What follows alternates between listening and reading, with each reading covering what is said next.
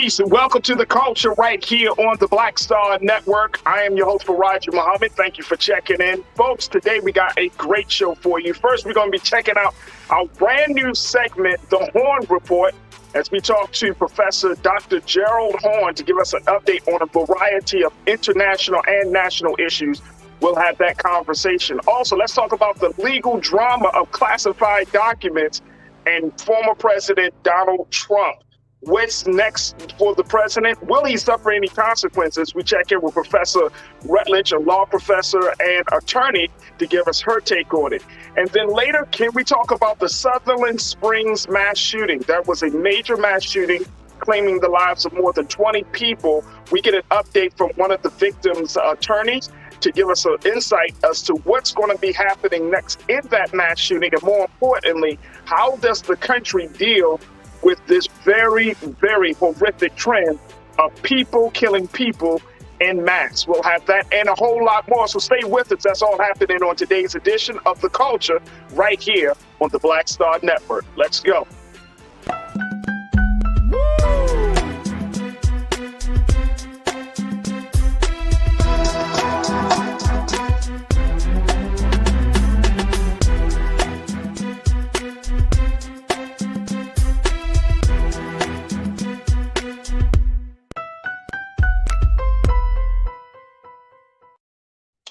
Folks, welcome to the culture right here on the Black Star Network. I'm your host, Farajii. Thank you so much for tuning in this afternoon. Man, oh man, we got so many great conversations that we're going to be having today. So I'm so happy that you're able to join us. Big shout out to our online culture crew, always representing, always being a part of the discussion. So folks, y'all be ready to post your comments and share your thoughts as we have a lot of conversations about a variety of issues. We're going to be covering the gambit here this afternoon.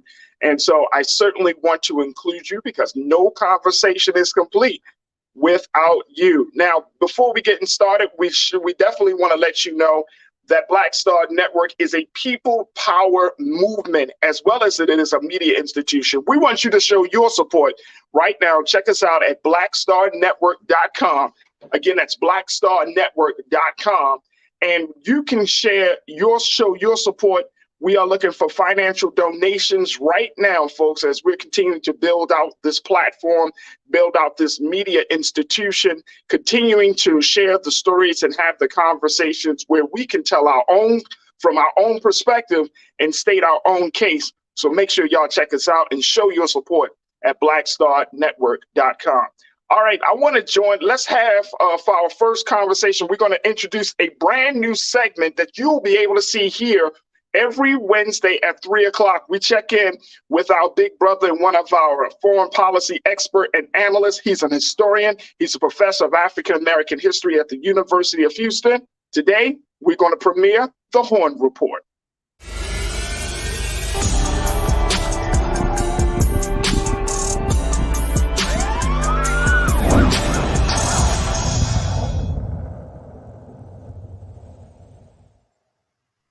Dr. Gerald Horn checking in.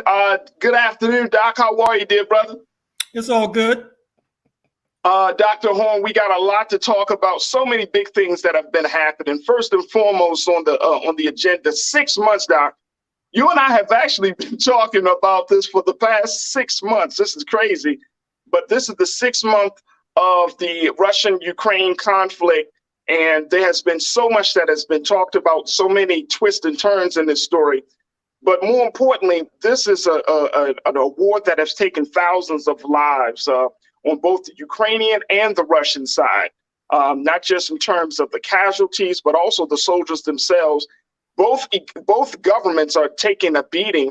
And I think that the biggest upset of this whole war, Doc, is the simple fact that Russia underestimated Ukraine in dealing with its power and its might. What's your assessment of what's been happening over this past 6 months? Well, the latest news is that today, August 24th, marks the Independence Day for Ukraine. And in that regard, U.S. President Joe Biden has just sent another multi-billion-dollar arms package to Ukraine. And I think that helps to explain how and why it is that Ukraine, which has a population between 40 and 50 million versus Russia's about 150 million, has been able to acquit itself so well, because it has been armed to the teeth by the United States. You should also know that sadly and unfortunately, the US basketball star Brittany Griner, who arrived in Moscow in February 2022, unfortunately with cannabis oil, and therefore has been under detention since then. I'm more optimistic than ever that she will be released sooner rather than later, because apparently negotiations are proceeding forthwith. Now, just in case your audience may be wondering, I'm not optimistic because former Chicago Bulls and Detroit Pistons star Dennis Rodman is apparently headed to Moscow to negotiate. I based that upon other news reports.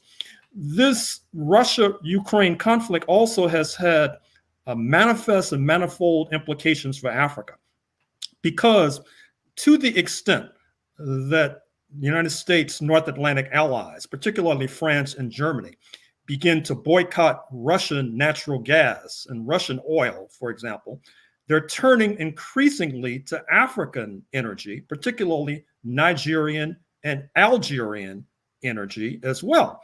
The problem there is that the African nations have not been enthusiastic about sanctioning Russia, which has led the Congressional Black Caucus's Gregory Meeks of Southeast Queens to carry legislation that would call on the State Department of the United States to penalize African nations who are not on all fours with regard to U.S. policy sanctioning Russia. This has caused consternation in Africa. You might recall that U.S. Secretary of State Anthony Blinken was just in Pretoria, South Africa, and he got an earful from the South African Foreign Ministry as a result of this legislation. You should also know, as represented in remarks just today by the French President Emmanuel Macron, that this Russian-Ukraine conflict may mark a turning point in terms of the history of the world. Because what's happening is that these sanctions against Russia, to an extent, have backfired. You have record inflation in Great Britain. There's the possibility that Europeans will be freezing in the dark because they're not able to get African energy online soon enough, fast enough to substitute for Russian energy. And at the same time, you have nations like Turkey, or Turkey, as it likes to call itself nowadays, which are playing a double game. On the one hand, they're part of NATO, the North Atlantic Treaty Organization led by the United States of America. On the other hand, the Turkish regime, or the Turkey regime, is cozying up quite warmly to Russia. Hundreds of businesses from Russia have put down stakes in Turkey in the last 6 months. So this war that's unfolding might turn out to be a turning point in world history. I like that. You've been alluding to that for ever since we've had in this conversation. And you know, one of the big things that I think is interesting is the fact the amount of money that the United States has been investing. The other thing has been the stability of the Russian ruble, you know, and how that is going to create a domino effect on the global economic stage. So to that point of you're saying that this might be a turning point, I think so, Doc. I really think so.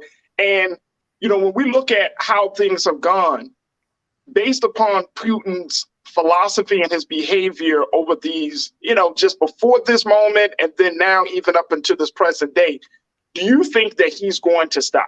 Is there a point where he says, you know what, we're not meeting the goals that we wanted to meet. We're losing a lot of people. My country is suffering. Is there a point that you foresee where he will say, you know what, we need to pull out of this situation before this becomes very, very impactful down the line? Well, it's really unclear. Keep in mind as well that your assessment of what's happening on the battlefield sometimes turns upon which sources you're reading. If you read the New York Times and the Washington Post, you get the impression that Ukraine is prevailing. If you read Russian sources or sources friendly to Russia, you get the opposite viewpoint.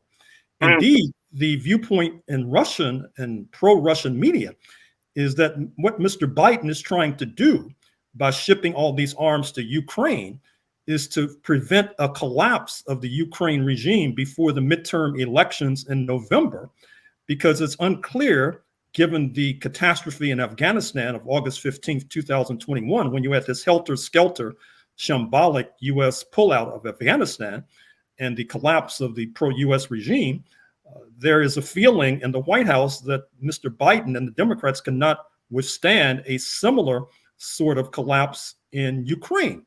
Likewise, with regard to this war, I'm very concerned by the fact that the person who may be the incoming British Prime Minister, speaking of Liz Truss replacing Boris Johnson, has been dropping broad hints about the use of nuclear weapons. And of course, Mr. Putin did the same thing some months ago, although he's not done it in the last few months. This is quite concerning because the use of nuclear weapons would have global impact. It can lead to the deaths of billions, including people in the United States of America. So I think that it's well past time for the peace movement to get more engaged with regard to this war and conflict. And I would agree with you on that one, Doc. Karina checked in, one of our loyal viewers. Karina, good afternoon. Good to hear from you, sis. Karina, you checked in and you posted all the money sent to Ukraine, our taxpayer dollars being leveraged to assist everyone but us. Then student debt can and most definitely should be eliminated entirely, period. But you know what? And we started the conversation about, of course, President Biden making this big announcement about, canceling just a small portion of the student loan debt. But Dr. Horn, talk to us a little bit about, how do you have that conversation? How do you just justify one thing for another, considering we were sending literally billions of dollars to this other country to protect them, and yet only thousands of dollars. I mean, of course, millions is going to be the average, but only $10,000 per student borrower is going to be affected from this situation. I think there's two different pots because that's how government works. But to the American citizen, to the American student who is crushed under this debt, and they're seeing how we're proceeding across the waters, how do you justify it? It's difficult, if not impossible, to justify, and I would like to echo the criticism of Derek Johnson of the NAACP, who tweeted on receipt of the news about this cancellation of 10,000, perhaps to 20,000 debt of students, that this was wholly insufficient. I should also say that there is a threshold. What I mean is that if you have an income of $125,000, then, I should say more than $125,000, you may not be able to cancel any debt. And so there is a further limitation with regard to this. However, even with this pittance that's being tossed out to students, a significant percentage of whom happen to be African American, I'm hoping that the cancellation of student debt will allow people to catch up on their rent fees, to catch up with regard to their car payments, to catch up with regard to child support payments, etc. Because this country is headed, I'm afraid to say, to a recession, and we're going to need all the help we can get. Absolutely. And speaking about the state of the country, and I'm glad that you brought this up, let's talk a little bit about now moving from Russia and going across to the motherland of Africa. You wanted to discuss the elections in Kenya and Angola, and there are some major elections that are taking place there. Give us the update on that situation, please, Doc. Well, a few weeks ago, an election was held in Kenya, East Africa, which is the ancestral homeland of President Obama. There were two main contestants, Raila Odinga and William Ruto.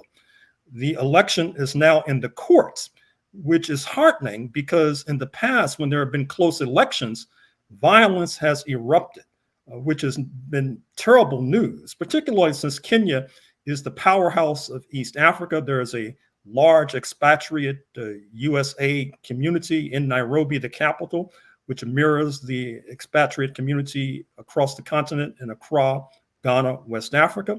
So we should pay careful and close attention and trust that these elections will be resolved peacefully. With regard to Angola, that vote is taking place today as we speak.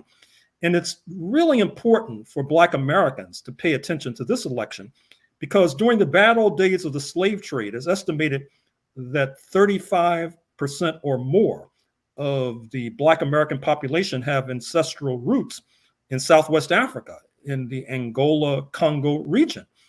There's no accident that the leading prison in the state of Louisiana is called Angola State Prison. Ironically, the enslavers brought Africans across the Atlantic, and then if they committed some minor transgression, they were tossed into a dungeon in Angola State Prison. You may have heard of the recent death of Albert Woodfox, a former Black Panther, who was incarcerated in Angola State Prison for decades, most of which were in solitary confinement. In any case, the United States has played a very negative role in Angola.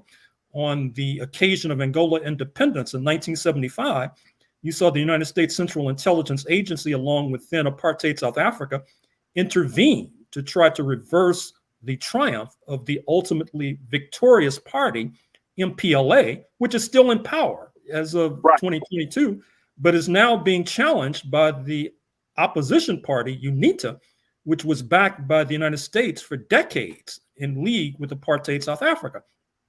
Unfortunately, the MPLA's record leaves a few points to be desired. You may know that in this country of horrific poverty, perhaps the second richest Black woman in the world is from Angola, the daughter of the late president, Jose Eduardo dos Santos, of course, second to Oprah Winfrey. So there's a lot of concern. There's a lot of consternation in Angola. So we'll have to watch carefully to see what the result will be. Yeah, and I'm glad that you mentioned that, because and I'm not going to assume that folks across this part of the world don't keep up with African news, but I think it's hard for us to kind of relate to it and help folks to make the connection, connect the dots for what's happening over there and how it impacts it over here. Given that these elections are happening the way they are happening, Doc, does that change? Will that impact the plight of our people as it relates to this Russian-Ukraine situation? Will that impact the relationship that the United States currently have with countries in Africa? It's possible. Angola is a major oil producer. In fact, you may recall that during the years of U.S. intervention in Angola, oftentimes they were being supported. That is to say, the United States intervention was being supported by U.S. oil companies who wanted their share of Angolan oil. And to the extent, once again, that the United States begins to boycott the natural resources from Russia, the United States will be turning it inevitably to Angola. But I would like to caution our Angolan friends about what's happening in the world. You may have seen the news today that within a decade or so, California will be banning cars that use gasoline. You'll have to go electric by 2035. This is going to have enormous impact on the petroleum industry. It'll have enormous impact on Angola and Nigeria, major petroleum producers. It'll also have major impact on Black auto workers in Detroit, who are used to building these traditional cars, whereas the new electric cars involve a different skill set. So it's very important for our community to keep up with all of these breaking developments.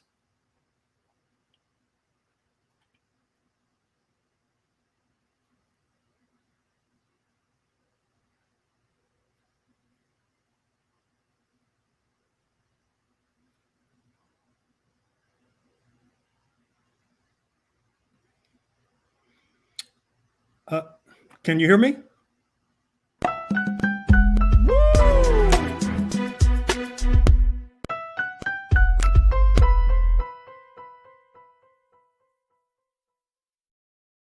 Pull up a chair, take your seat. The Black Tape with me, Dr. Greg Carr, here on the Black Star Network. Every week, we'll take a deeper dive into the world we're living in. Join the conversation only on the Black Star Network. Don't you think it's time to get wealthy? I'm Deborah Owens, America's Wealth Coach, and my new show on the Black Star Network focuses on the things your financial advisor or bank isn't telling you. So watch Get Wealthy on the Black Star Network.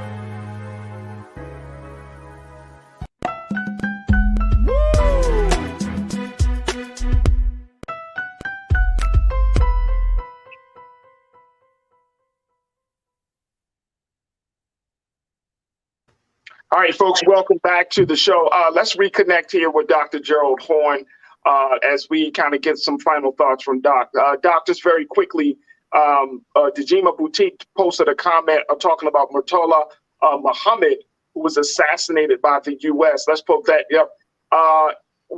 And she said, let's ask Henry Kissinger, bringing up that point.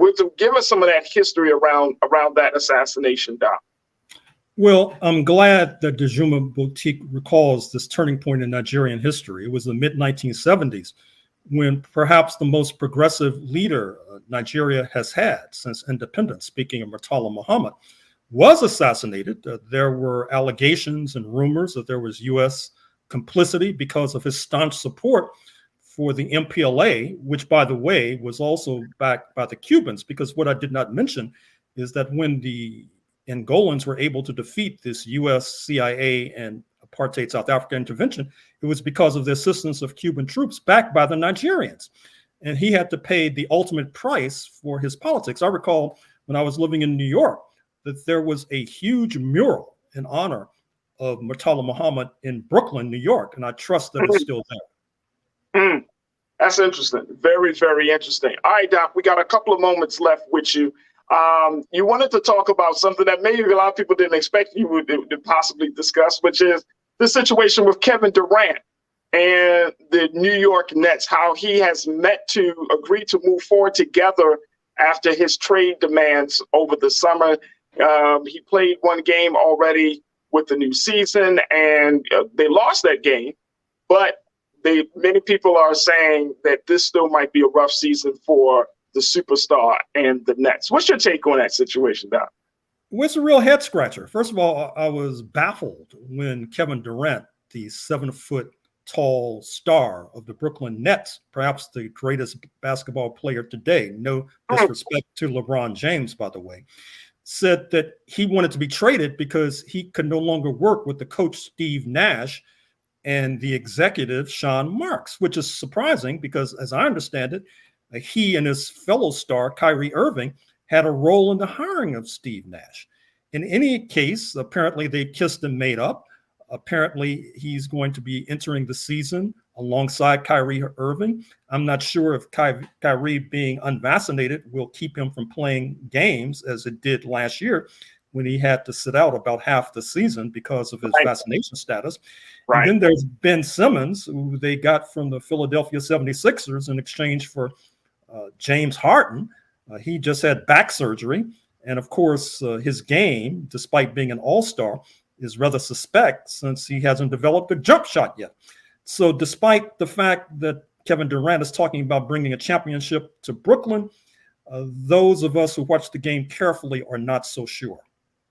Well, you know, so it's good to hear that your analysis, because folks will probably say, oh, Dr. Horne, he know about basketball. We just thought he was all history and all facts all day. That's a beautiful thing. And you know what? I'm a Kevin Durant fan, Doc, and extremely talented, probably one of the most underrated superstars that we have in the game in this day. But I think when it's all said and done, he will have such a powerful career. You know, unlike what we probably see with a lot of older players where they stayed with one franchise, one team for an extended period of time. I mean, the culture has changed. The culture has changed. And I want to get your view on this very quickly. People have said that part of that is because of how LeBron moved when he went to Miami, leaving Cleveland. Now he's in LA.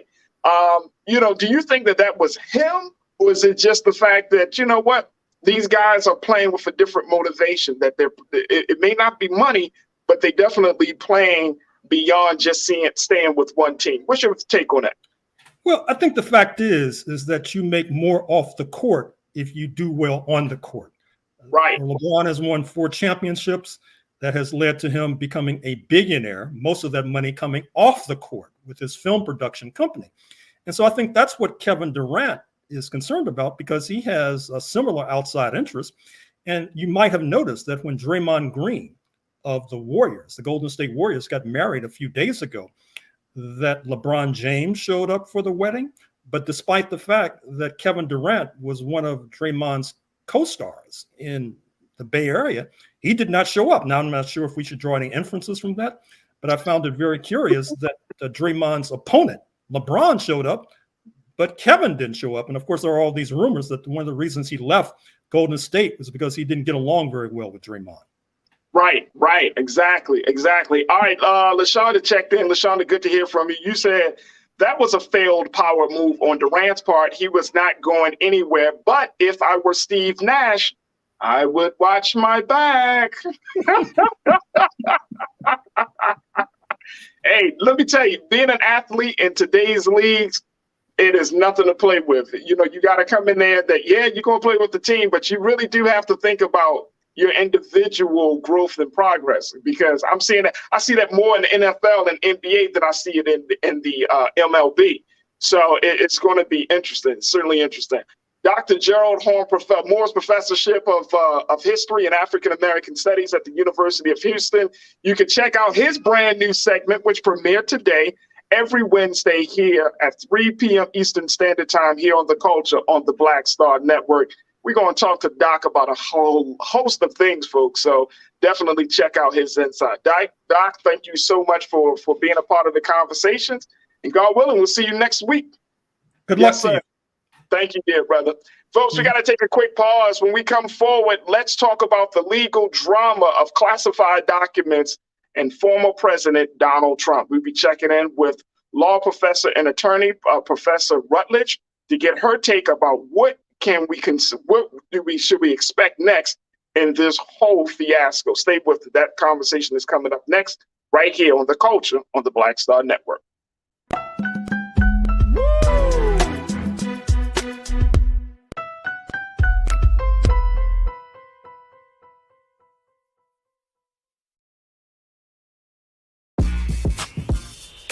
When we invest in ourselves, our glow, our vision, our vibe, we all shine.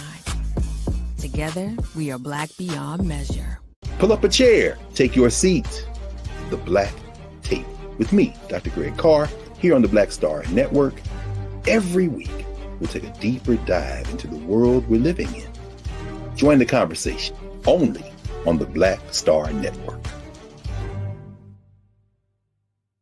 I'm Deborah Owens, America's Wealth Coach, and my new show, Get Wealthy, focuses on the things that your financial advisor and bank isn't telling you, but you absolutely need to know. So watch Get Wealthy on the Black Star Network. When you talk about blackness and what happens in Black culture, we're about covering these things that matter to us, speaking to our issues and concerns. This is a genuine people-powered movement. There's a lot of stuff that we're not getting. You get it, and you spread the word. We wish to plead our own cause. Too long have others spoken for us. We cannot tell our own story if we can't pay for it. This is about covering us. Invest in Black-owned media. Your dollars matter. We don't have to keep asking them to cover our stuff. So please support us in what we do, folks. We want to hit 2,000 people, $50 this month, raise $100,000. We're behind $100,000, so we want to hit that. Y'all money makes this possible. Checks and money orders go to P.O. Box 57196, Washington, D.C. 20037-0196. The Cash App is $RM Unfiltered. PayPal is R Martin Unfiltered. Venmo is RM Unfiltered. Zelle is Roland@RolandSMartin.com. Hatred on the streets, a horrific scene, a white nationalist rally that descended into deadly violence. White people are losing their damn minds. as an angry pro-Trump mob storms the U.S. Capitol. We've seen We're about to see the rise of what I call white minority resistance. We have seen white folks in this country who simply cannot tolerate black folks voting. I think what we're seeing is the inevitable result of violent denial. This is part of American history. Every time that people of color have made progress, whether real or symbolic, there has been what Carol Anderson at Emory University calls white rage as a backlash. This is the rise of the Proud Boys and the Boogaloo Boys. America, there's going to be more of this. Here's all the Proud Boys, guys. This country is getting increasingly racist in its behaviors and its attitudes because of the fear of white people. The fear that they're taking our jobs, they're taking our resources, they're taking our women. This is white fear.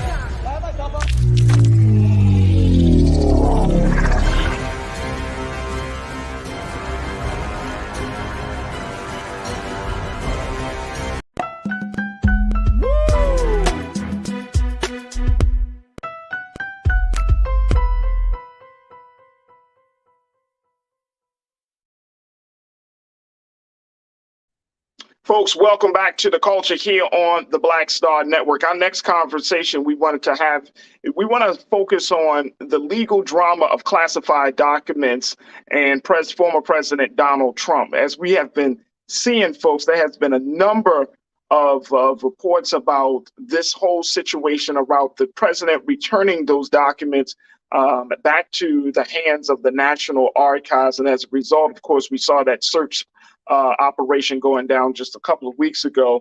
Now it's been reported, check this out, this one blew my mind, where we thought before that maybe it was just a few documents. It has exploded to where the president withheld over 700 pages of classified material seized from his home. Highly sensitive, national security oriented documents, 700 pages. Here's what the New York Times put out. Check this out. In the letter dated May the 10th and written by the acting U.S. archivist Deborah Steidel-Wall to one of Mr. Trump's lawyer, Evan Corcoran, described the state of alarm in the Justice Department, as well as officials there began to realize how serious the documents were. It also suggested that top department prosecutors and members of the intelligence community were delayed in conducting a damage assessment about the documents' removal from the White House, as Mr. Trump's lawyer tried to argue that some of them might have been protected by executive privilege. The letter, dated May 10th and written by the acting U.S. archivist Deborah Steidel-Wall to one of Mr. Trump's lawyers, described the state of alarm, and it also suggested that top department prosecutors and members of the intelligence community were delayed in conducting this situation. And so when we look at how this whole thing is manifesting, I had to bring on someone that can give me some insight, and they can give us some insight as to what the consequences were of this whole situation. So we're happy to have her back on the show with us, Professor Jerry Mathis Rutledge, who is a law professor as well as an attorney, and she teaches about the Constitution. She talks about executive privilege, and so we're happy to have Professor Rutledge joining us this afternoon to give us some insight on this situation. Professor, it's always good to talk to you. How are you, my sister? Thank you so much for having me. Absolutely. Professor, when we look at this thing, one of I think my biggest question to you is around consequences. What's the consequence of, and I know we haven't seen this before, like this case is a precedent because no president has taken official documents home after they leave the White House. But what are the potential consequences for this now that we know that he took a lot of highly sensitive information to Mar-a-Lago with him? Well, we know the Attorney General is very much by the book and very methodical. So he will likely, as they continue to go through those documents, see if he has violated the law or not. We know from the search warrant that there was probable cause to believe he has violated the law, including the Espionage Act. So what could happen next would be taking the case to the grand jury, potentially potentially he being prosecuted and potentially facing jail time. But it's important also to note that probable cause, which is basically a reasonable basis to believe the law has been broken or there's evidence of a crime at a particular place, that's a very different standard than beyond a reasonable doubt. So it's really too early to tell what's going to happen. I know there are a lot of people who want to make predictions, but we really don't know because, as you said, this is unprecedented. So if I mean, and I know that on one side of the aisle, people are expecting him that like this could be the nail in the coffin, the Democrats, right? They're like, you know what, he's finally going to be taken down. But on the other side, for all of the things that this man has already done or has put into motion, even if he hasn't physically done it himself, but he at least put into motion or created the climate to allow these things to happen. How sure should we as the American people be about this? That there is going to be some real consequences or some real punishment on the former president? Sadly, we can't be totally confident that anything's going to happen. This is a man who said he could shoot someone in the middle of the street and nothing would happen to him. Famous line. Famous line. And it's been really sad and shocking how much that has been true.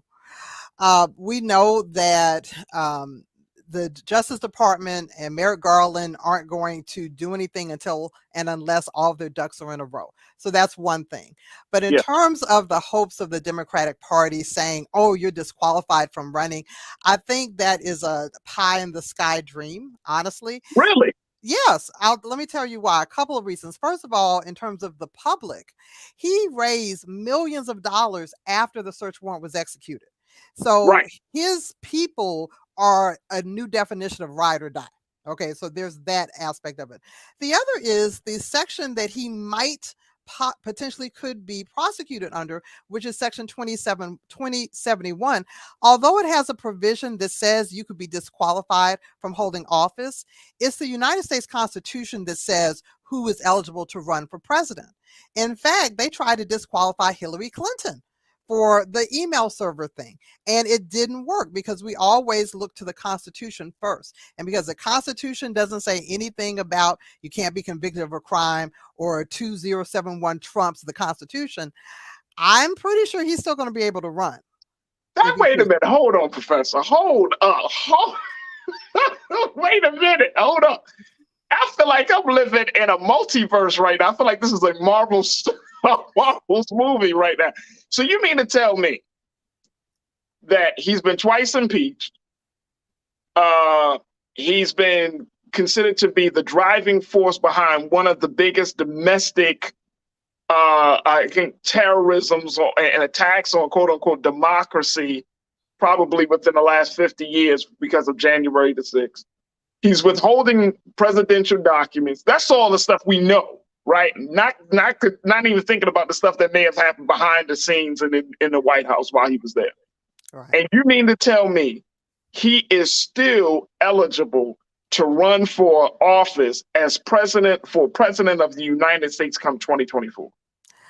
The legal process is a very slow process, and we already see him trying to use delay tactics. And even though a search warrant was issued and executed, there has been no commitment from the Justice Department that they plan to arrest him or indict him with the grand jury, any of that. So a lot of this is a process. And before then, he gets to announce whether or not he's running. And he's really, really good at politicizing these issues and claiming everything is a witch hunt. So sadly, I don't see anything in our laws that's going to prevent him from running other than the good conscience of the American people. And we see from his contributions that we're really divided on this issue. Yeah. I know it's like we're in a new universe. I know it sounds crazy. So because this puts everybody in a very unique space, right? Where now it seems like the law just doesn't apply. It seems like the law is only enforced because based upon who's in power, right? Versus Like, and trust it. And look, I want you to check me on that. I'm just saying, Professor, that if this is all happening, then why should people be concerned about, quote unquote, following the law? Because this is the slippery slope, I would think.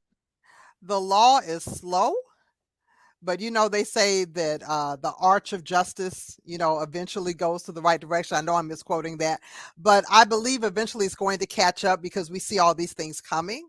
But you're asking me if there's a specific provision that's going to just disqualify him flat out. I don't see that. If you're asking me that, is he going to be arrested, convicted, indicted by the grand jury, then convicted before 2024? I don't necessarily see that either.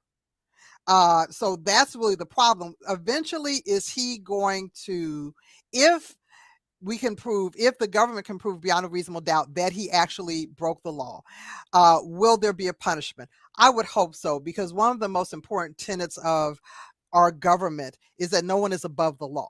So I wouldn't go so far as to say he's above the law, he's going to get off scot-free. I would say that, number one, it hasn't been proven beyond a reasonable doubt in a court of law yet. Number two, there's nothing in the provision so far that say he cannot run for president. Now, this may be a great time to maybe amend the Constitution, but it's really hard to pass any laws, much less a constitutional amendment. Right.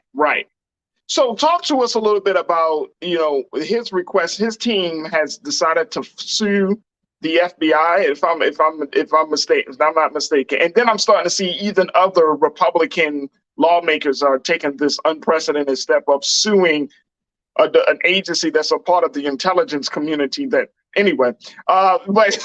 he's planning to sue the FBI, and he has asked for a special request to have a special master to oversee the review of the documents that were taken from his residence.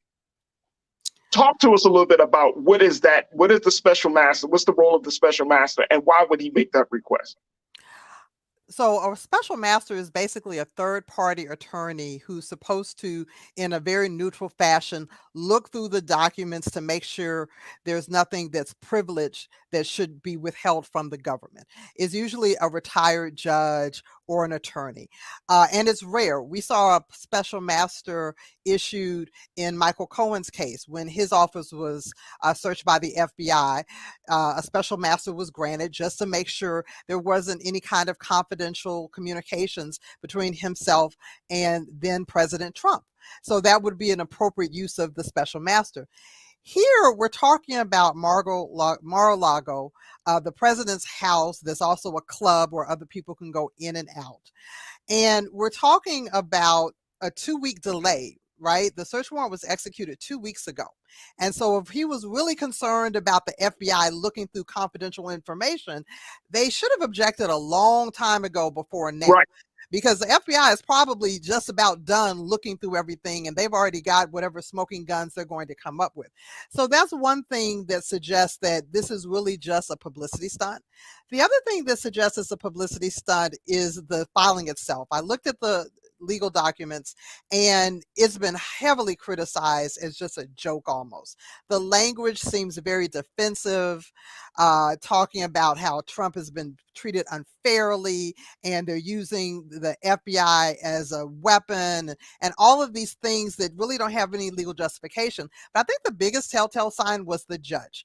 So instead of going to the judge who issued the search warrant, which I think most competent lawyers would do, he goes to another judge who he happened to appoint. And that judge says, why are you coming to me? I don't think I have jurisdiction. Or in other words, I don't have any legal basis to hear this case. I'm not sure if I do. Tell me what jurisdiction I have. Number two, what do you want me to do about this? And number three, there's some sample motions on my website because you guys kind of messed this up. So all of that suggests that it was more important for him to file something for the public and his supporters than something that would be effective. So I think the chance of a special master being appointed are very slim. And the most that it would do is just further delay. And why does he want to delay? He wants to delay so he can keep saying, oh, I'm running for president now. This is just a witch hunt. Right. And how does executive privilege falls into that? Because he was bringing that up as well. So executive privilege applies to the president. Donald Trump is no longer the president. So it's kind of laughable that he's trying to claim something that just doesn't apply to him. The other thing about executive privilege, it doesn't work the way he's hoping it works. It's not a magic wand that you can say, I hereby declassify whatever I feel like declassifying. I mean, can you imagine former President Obama leaving the White House and just saying, you know what, I'm just going to declassify everything? The whole thing is absolutely ridiculous. But he tried it, and the Justice Department and the legal counsel, they've all looked at it, they laughed at it. That's probably not going to fly anywhere at all. So, and speaking of President Obama, I got to say this. He did not have 33 million pages of classified documents. The National Archives even said that the National Archives. The National Archives actually said that they have more documents that President Obama turned over than any other presidential library, because he was so dutiful with turning over 300 million emails and everything. And that's a year-long, month-long process, because you know you're leaving office eventually. But here we have a president that somehow in his brain didn't really think it was going to be over, and really does think in his mind, these are my documents. But these aren't his documents. These are the people's documents. This is the property of the United States of America. Right. And it's just like, I'm going to take my work home. Like, bro, you don't have a job no more. Well, not only is he trying to take his work home, you're right. He's talking about, yo, I'm just going to take my work home for the weekend. Like, you know, you don't work here. Well, here's the other thing I want us to look at as well. This is a person who former President Obama said had no intellectual curiosity about the job. I don't know if you remember when we were transferring power and President Obama met with the then president-elect Donald Trump, and he finally had access to all this classified information, and he was disinterested. There have been reports throughout his presidency that he just wasn't that interested in reading or knowing about all of this stuff. So it's really peculiar that a person with that kind of lack of interest would print out, because most of these documents should have been digitized, would print out all these documents and put them in boxes. So what his actual intent was, we don't know yet, but I'm really looking forward to finding out. Absolutely, absolutely. All right, let me get some thoughts from our online culture crew. Folks are checking in, and folks, you can certainly post your comments, and we'll try to get to as many as possible during this conversation with Professor Rutledge. King Lee, my God, brother King Lee, you checked in and said, "Look, the orange clown should have already been charged. Trust me, if it was you or me, we would have already been indicted months ago, King." Months ago. Thank you, King Lee, for checking in. Sophia, you checked in and said, look, this is a complete breach, and there needs to be stricter rules just in case another moron gets elected again. And I think to Sophia's point, Professor, you know, do you foresee that there are going to be some new conversations about classified documents as a result of this? I mean, I know, again, this is unprecedented, but will this force the National Archives and other folks to say, you know what, we're going to have to create some new rules around this? Absolutely. The Presidential Records Act was actually established in response to President Nixon's administration and the whole mess with Watergate, right? Because before, we relied and trusted on the president's patriotism to do the right thing. And presidents before Nixon were doing the right thing. But then Nixon comes along and says, these embarrassing documents and tapes, they belong to me. So after that administration, the Presidential Records Act was passed. So I think similarly, after all of this is over, we're going to see new legislation to make it even more clear on what a president should do and hopefully the punishments. Absolutely, absolutely. Coroner, you checked in and said, yet he is still unhinged and still walks the earth without consequence for any of his crimes. Yeah. That's the part. That is the part. Oh, man. Thank you so much, sis. Again, Shalinda, you said totally in a Twilight Zone. Yeah, I feel like we're in a Black Mirror, Twilight Zone, alternate reality multiverse when it comes to this guy and his followers. I can't get past this, Professor. Like, his followers, they're going all in. What do you make of that? I mean, people who often profess that they know the law, people who say that they're following the law, and then they're doing the exact opposite. How does that work? I think it's very frightening, and I wish I had an answer for why it's happening. I mean, even in his legal filings, it seemed like a veiled threat to Merrick Garland, saying that, you know, the people are very angry and I'll do my best to try. I mean, it's just ridiculous. We've had FBI agents on edge who feel like their security and safety is being threatened. IRS is feeling concerned about safety and security, and it's all because of the power of this person's words. Words matter. Words have always mattered. Hillary Clinton said that all during the campaign, and no one listened. And his words tend to have some really, really severe consequences. Will I ever understand the nature of someone who, in spite of it all, wants to ride with Donald Trump? No, I don't understand, but I can tell you what is not the traditional things that we thought of when we thought of the Republican Party, right? It has nothing to do with fiscal spending or, you know, get the government out of our business. It's none of that traditional stuff or conservative values. This is something very, very deeper, perhaps even primal, that's going on here. And I know other people have named it as well.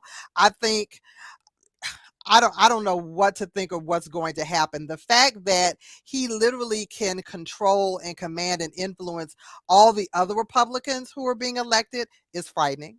It's also frightening when we think of who Donald Trump 2.0 is going to be.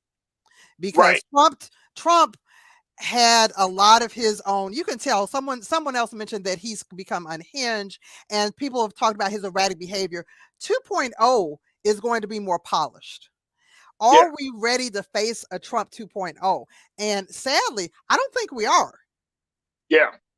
Ron DeSantis is not going to be, he's not going to make the same blatant mistakes that we see.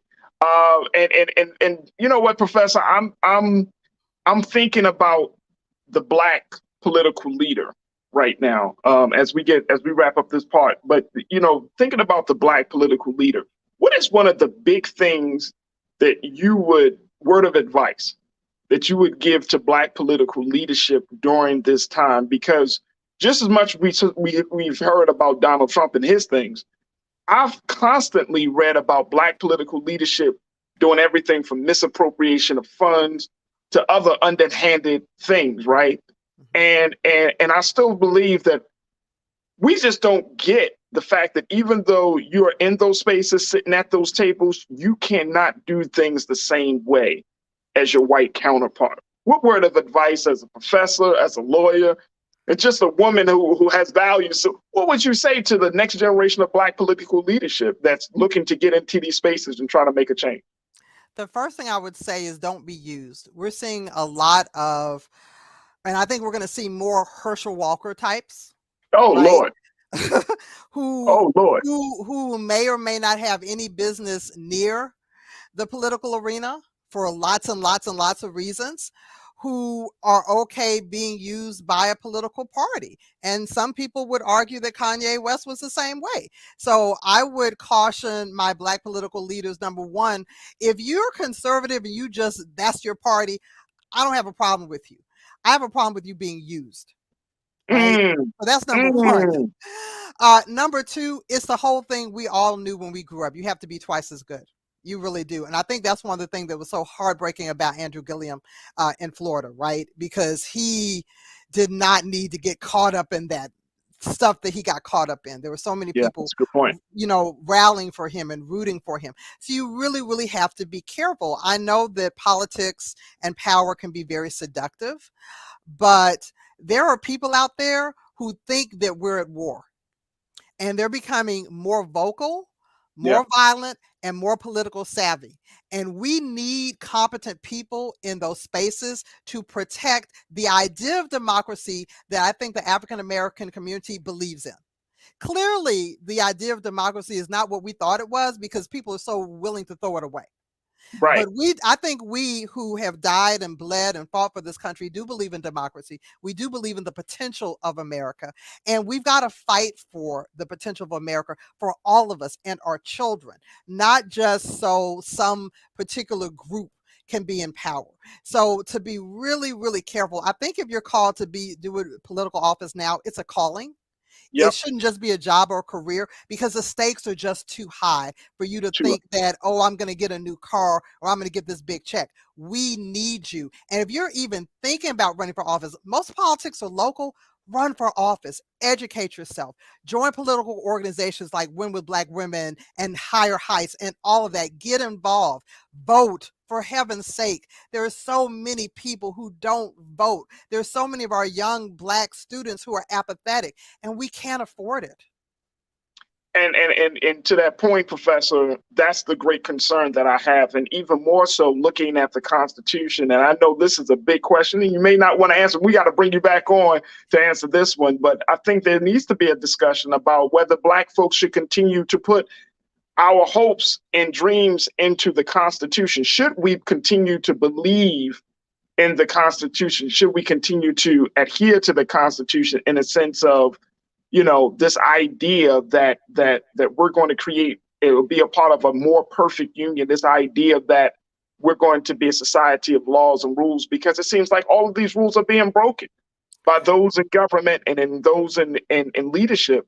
All those rules are being broken. And if you have a broken, you know, I was always told no leadership is sometimes better than bad leadership.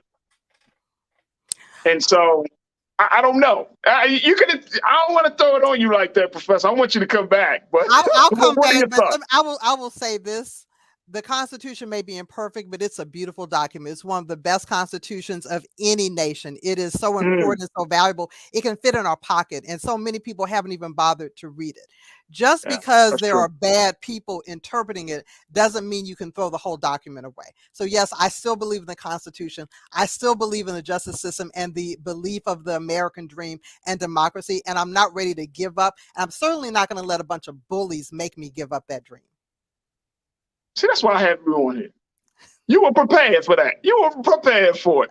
All right, Professor, we appreciate you. Professor Rutledge, who is a law professor, USA Today columnist. She's a writer, she's a researcher, and she's a former prosecutor. And she's one of our contributors here on The Culture, here on the Black Star Network. Professor, always a pleasure. We'll certainly bring you back on. Good to see you again. Thank you. Absolutely. All right, folks, we got to take a quick pause. When we come forward, let's talk about the Sutherland Springs mass shooting, get an update from one of the attorneys, Jamal Al-Safar, to give us an update about the victims in that shooting and what do we expect next. Stay tuned for that. And later on this hour, I want to talk to you about what Maryland, the state of Maryland, is doing to create a new alert system. I'm going to give you the details and I'm going to ask you, what do you think? So stay with us. A lot to get to in the next hour of The Culture right here on the Black Star Network.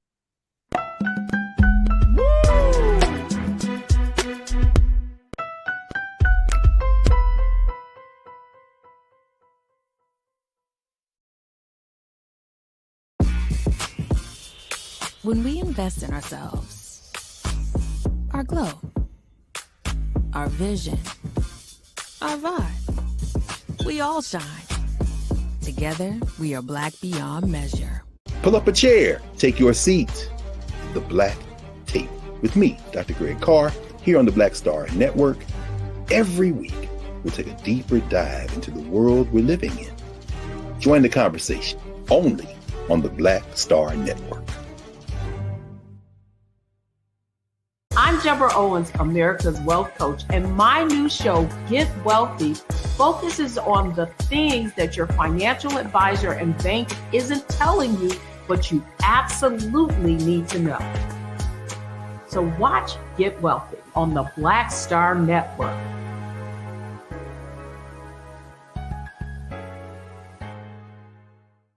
Hi, I'm Dr. Jackie Hood Martin, and I have a question for you. Ever feel as if your life is teetering and the weight and pressure of the world is consistently on your shoulders? Well, let me tell you, living a balanced life isn't easy. Join me each Tuesday on Black Star Network for A Balanced Life with Dr. Jackie. We'll laugh together, cry together, pull ourselves together, and cheer each other on. So join me for new shows each Tuesday on Black Star Network, A Balanced Life with Dr. Jackie.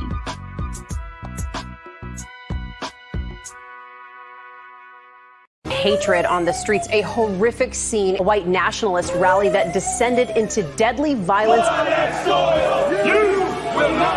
White people are losing their damn minds. As an angry pro-Trump mob storms the U.S. Capitol, we've seen shootings. We're about to see the rise of what I call white minority resistance. We have seen white folks in this country who simply cannot tolerate black folks voting. I think what we're seeing is the inevitable result of violent denial. This is part of American history. Every time that people of color have made progress, whether real or symbolic, there has been what Carol Anderson at Emory University calls white rage as a backlash. This is the rise of the Proud Boys and the Boogaloo Boys. America, there's going to be more of this. Here's all the Proud Boys, guys. This country is getting increasingly racist in its behaviors and its attitudes because of the fear of white people. The fear that they're taking our jobs, they're taking our resources, they're taking our women. This is white fear.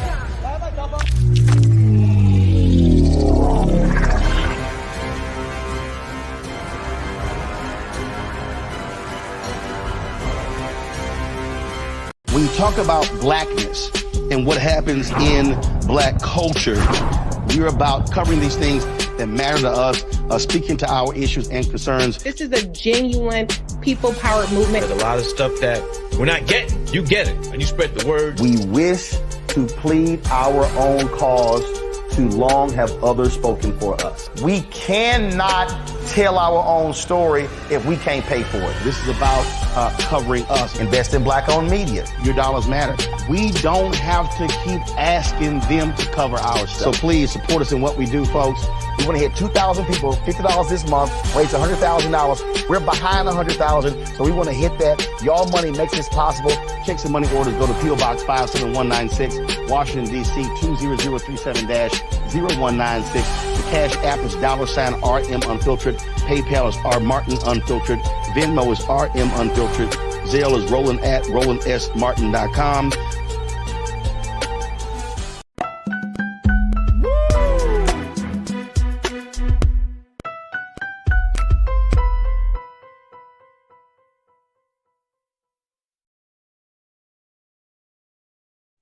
Folks, welcome to the second hour of The Culture right here on the Black Star Network. We do appreciate you for tuning in. If you're just tuning in, make sure y'all check us out the first hour as we premiered the Horn Report with Dr. Gerald Horn, giving us an update on a variety of international and local and domestic topics.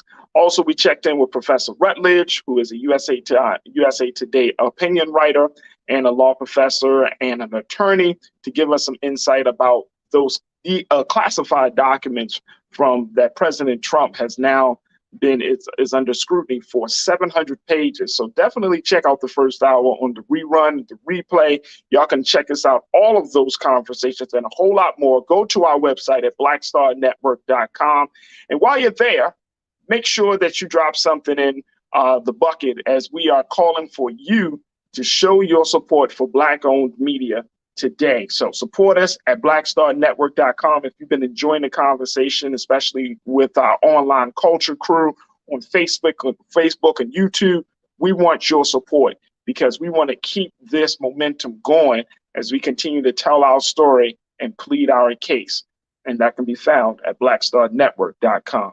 All right, folks, I wanted to have another discussion about mass shootings. As we know, and as we've talked about on this show and on other shows here on Black Star Network, mass shootings has become more and more prevalent in society, where there has been a higher number of mass shootings over these past couple of years than it has ever been. Today, we wanted to talk to an attorney for the victim's family, which we have joining us, Jamal Al-Safar, who represents the victim's family and survivors of the Sutherland Springs mass shooting. If you remember, this mass shooting occurred back on November the 5th of 2017, where Devin Patrick Kelly of New Braunfels, Texas, went into a church and gunned down 26 church members during that Sunday service. And it was one of the most horrific mass shootings in our history. And now, when we look 5 years later, we're seeing these things continue to happen. So we want to welcome Attorney Al Safar to the culture here on the Black Star Network to give us an update about the victims, the families of the victims, and more importantly, about where we are in this country. Jamal, thank you so much for joining us. We truly appreciate it. You're welcome. Thanks for having me, Farajii. I appreciate it. Absolutely. Absolutely. First and foremost, this has been 5 years. And unfortunately, there has been so many other mass shootings that have happened in this country that, just to bring people up to date on what happened in Sutherland Springs on that fateful day in November, it just seems like a blur. And when you have 26 people gunned down in a church on a Sunday morning, it shouldn't be a blur. But unfortunately, we're seeing more and more of this happening. First and foremost, Jamal, how are the families 5 years later? Well, I think it's a great question. I'm asked a lot to speak about what happened in Sutherland Springs in that small community church. And it's hard for people to remember it.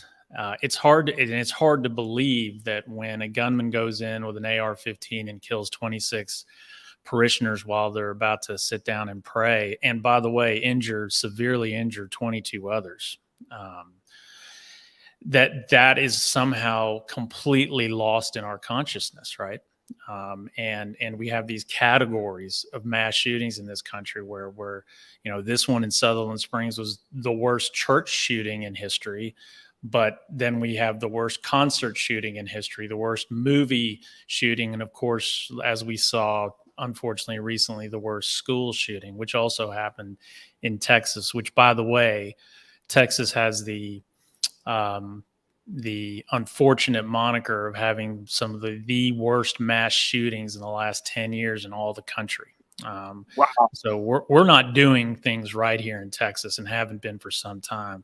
But to answer your second question about these families, I appreciate that question on behalf of the families, because when we talk about these shootings, and it's easy just to move on after a week or so of coverage, and for those that either survived the shooting itself or lost loved ones in the shooting, this actually gets worse for them over time, not better. We say time heals all wounds, but what I've seen is that usually what happens in the months and even first few years after these kinds of killings, and keep in mind that for this one, and when you're talking about school shootings, when you're talking about church and house of worship shootings, just like this one or in Charleston, these are places where people literally are in their sanctuaries, right? The places they think are the safest parts of the world, schools, churches. Yeah.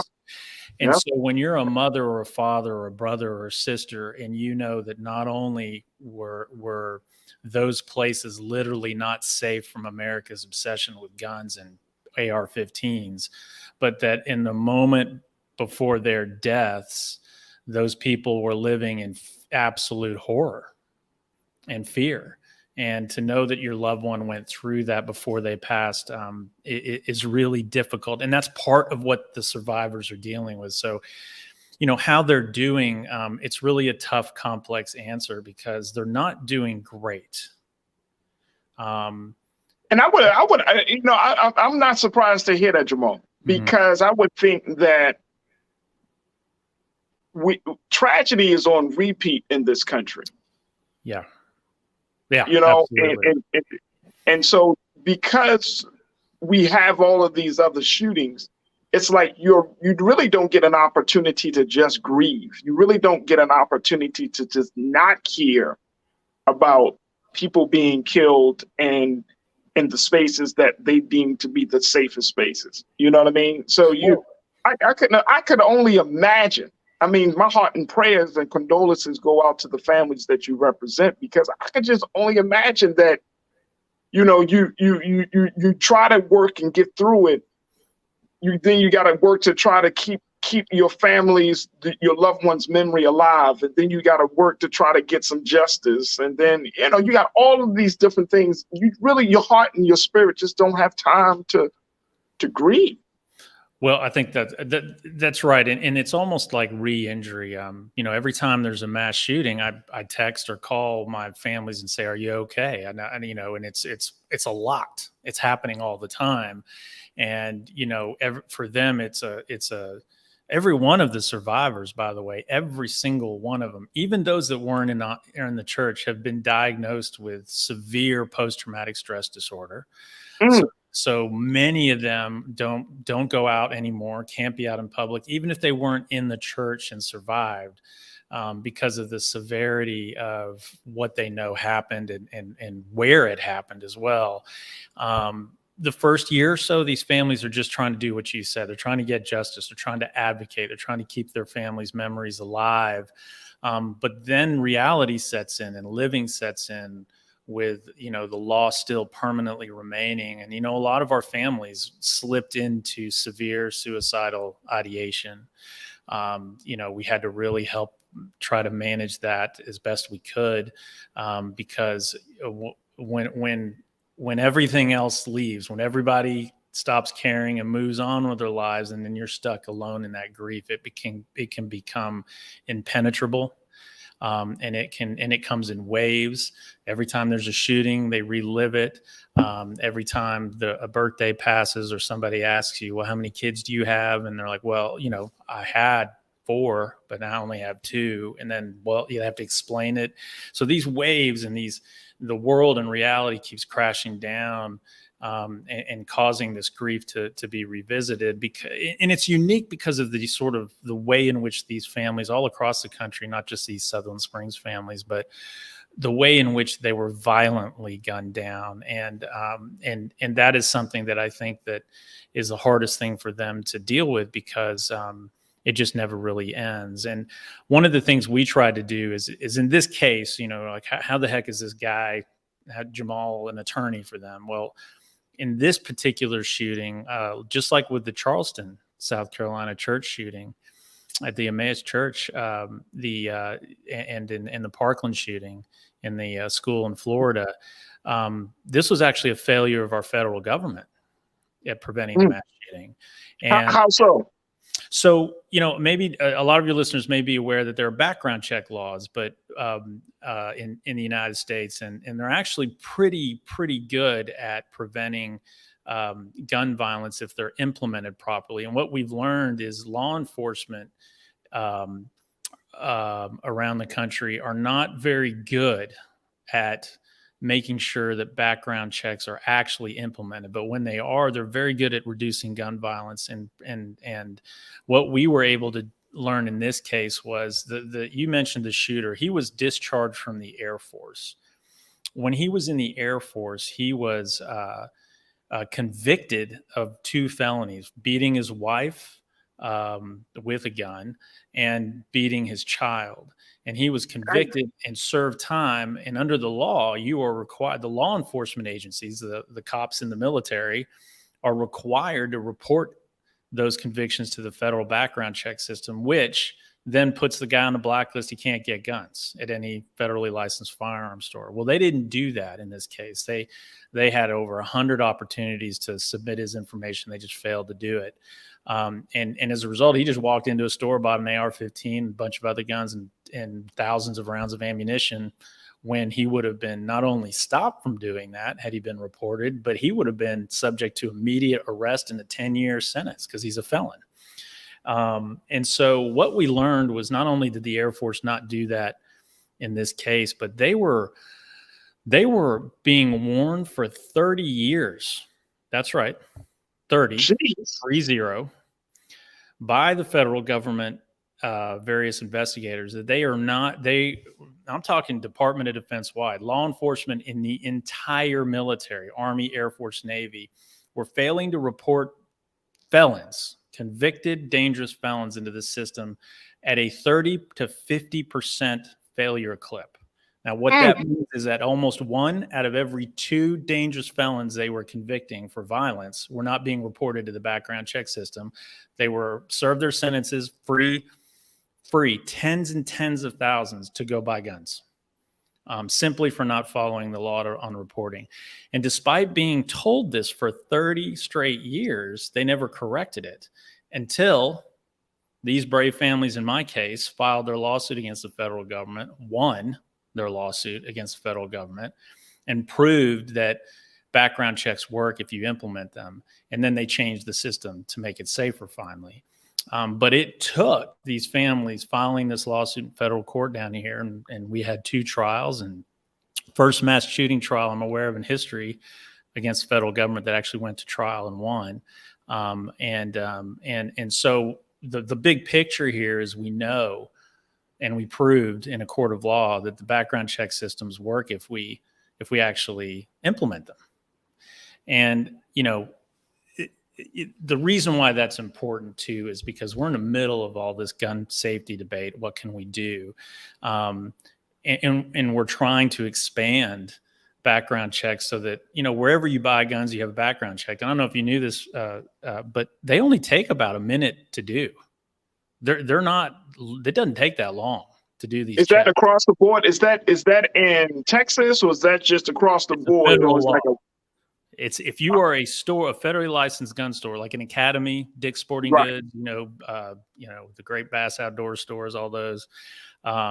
You have to do, every purchase has to go through a background check system of the FBI, and it takes like a minute. You literally just get their information, type it in, and it works really well. We actually proved it works really well if you put these people into the system. That's the key. These folks that have been convicted and are dangerous. And so Jamal, let me ask you this though, because you're in Texas, one of the most, and I would say, you know, conservative in a lot of ways, but most liberals in when it comes to, you know, gun ownership and gun possession, right. In the country. And I'm still trying to figure out how is the state of Texas not making the connection that maybe we need to tighten up our gun laws here, because if you're mass shooting, and I'm just using this, and I'm not saying this with any disrespect, but if this is a state that has more mass shootings than any other state in the country, why is the dots being connected saying, hey, we're having mass shootings, but we also got this open carry law, we also got these lax gun control, gun ownership laws? Why is that not happening? Well, you know, Texas has gone nuts. They've gone the other direction. Despite all facts to the contrary, they've actually decided to make gun law, you know, to make it easier, right? And you know, we just had the other Uvalde shooting just a few months ago, 3 months ago today, and that Governor Abbott passed a law last year that allowed 18-year-olds to get AR-15s. That was not on the books in Texas our entire history until last year, and Governor Abbott pushed for it and got it passed, and this kid got it on his 18th birthday. So that alone would have prevented that shooting if he wasn't allowed to get that gun. But what is shocking to me here in Texas is we've had Uvalde, we've had Sutherland Springs. Do you remember Walmart in El Paso? 20 people were murdered. We had Odessa. Yes, sir. We had Odessa, 12 people. Santa Fe High School, 19 children. We had the Dallas police a few years ago. I was in Dallas when that happened, downtown. The 4 or 5 police officers were killed by an AR-15 holding individual. Texas in the last 5 years has I mean, we have the most mass shootings and at the same time have decreased and made it easier to get guns of mass destruction. And so, you know, to answer your question, the dots are connected. We know, our case, Sutherland Springs, we proved you do implement these background checks. You should extend them to, if you're a felon or a dangerous person who cannot buy a gun at Academy or Dick's Sporting Goods or wherever, why should you be able to buy it online? Why should you be able to go to a gun show? I mean, if you're okay with us doing a background check at Academy store, why aren't you okay with us preventing the same person from going to a gun show? There's only one answer to this question. There's only one answer, and it's money and influence. And the lobby. The gun manufacturer, it's not even the NRA anymore. It's not even the NRA anymore. It's the gun manufacturers. They have so much influence. And every time they see any kind of safety rule that says, listen, let's not let 18-year-olds get AR-15s. Let's not let people who've been, institutionalized get AR-15s. All they see is dollar signs going down. Well, that's a million less sales that year that we get. And what we know in the Uvalde shooting, the school shooting down the road, is that 18-year-old, got his gun that was made by a manufacturer, Daniel Defense, that the day of the shooting posted on Twitter a picture of a person passing an AR-15 to a 3-year-old with a biblical quote attached to it. They're now marketing to our kids. Damn. Jamal, I know you got to hop off, but we in about 30 seconds, what's the next step? Because we know that the victims and the families of the Sutherland Springs mass shooting is calling to stop the appeal. Am I correct? Yes, the Department of Justice. So we got a $230 million verdict against the federal government for their failures here and their 30-year failures, and the Department of Justice filed an appeal recently to appeal that verdict. And here's what I would say in a nutshell. The current administration, the Biden administration, agrees with me. They agree that these gun background checks work and need to be extended to all sales, rightfully so, and that they can and do prevent shooting. Not all shootings, but we know they would have prevented this one. They know they would have prevented the one in Charleston, South Carolina church, and then we know they would have prevented the Parkland one. And despite that, his DOJ is filing an appeal where they are going to be arguing that these background checks wouldn't have prevented these shootings. And that disconnect between his DOJ and the president needs to be called out. What needs to happen is the DOJ needs to take a step back and go, what are we doing here? We can't, on the one hand, say that these background checks help prevent gun violence, and they do, while filing a clandestine appeal saying that they actually don't work. All you're doing is handing the gun lobby and gun manufacturers a victory that they don't deserve. Absolutely. Jamal, we thank you so much for your time. And, again, our hearts and our prayers and our condolences go out to the families of the Sutherland Springs mass shooting. And, as this whole process, this lawsuit and this case develop, we would certainly be welcome to bring you back on, Jamal, to give us an update. I'd love to, and I'd love to go even more in depth on. It was one thing we learned a heck of a lot about these gun laws and what really works, and I think it's one of the most important issues facing our country. So thank you for having me. Absolutely. Jamal Al-Safar, who is an attorney for the victims and their families for the Sutherland Springs mass shooting. Jamal, thank you again for joining us here on The Culture. Thank you. Bye-bye. Absolutely. All right, folks, we got to take a quick pause. When we come forward, let's talk about a new alert system in my home state of Maryland that is changing the game about racism in this country. I want to have a one-on-one conversation with you to get your thoughts about this. So we'll talk about that. So stay with us. A lot coming at you in the final 30 of The Culture right here on the Black Star Network.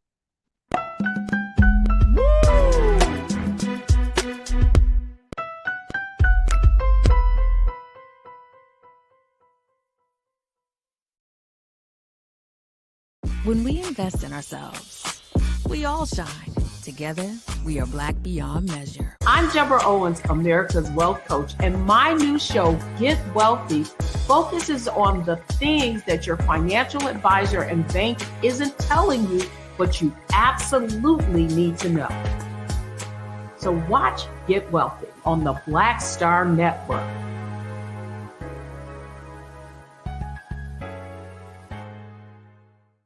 Hi, I'm Dr. Jackie Hood Martin, and I have a question for you. Ever feel as if your life is teetering and the weight and pressure of the world is consistently on your shoulders? Well, let me tell you, living a balanced life isn't easy. Join me each Tuesday on Black Star Network for A Balanced Life with Dr. Jackie.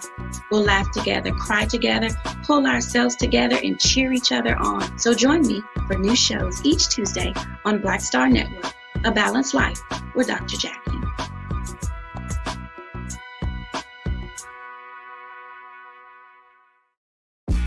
When we invest in ourselves, we're investing in what's next for all of us. Growing, creating, making moves that move us all forward.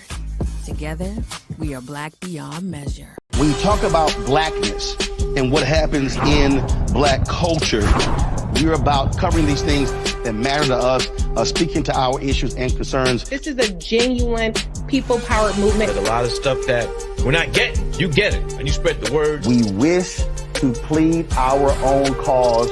Too long have others spoken for us. We cannot tell our own story if we can't pay for it. This is about covering us. Invest in Black-owned media. Your dollars matter.